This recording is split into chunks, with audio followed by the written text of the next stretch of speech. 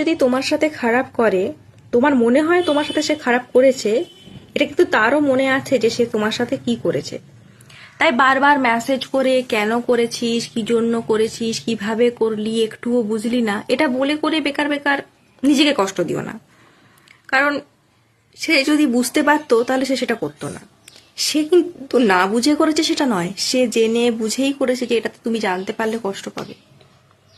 তাই বারবার মেসেজ করে তাকে এই বিষয়ে বিরক্ত করার থেকে নিজে মাথা ধরে চোখ বন্ধ করে প্রচুর পরিমাণে কান্নাকাটি করো।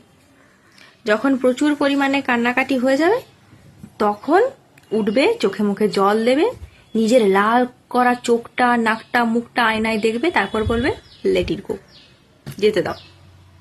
কারণ তুমি যাই করো, যাই বোঝানোর চেষ্টা করো, সে বোঝার চেষ্টা করলেও দুদিন পর আবার সেটা রিপিট করবে। কারণ সে আগেরটাও জেনে বুঝেই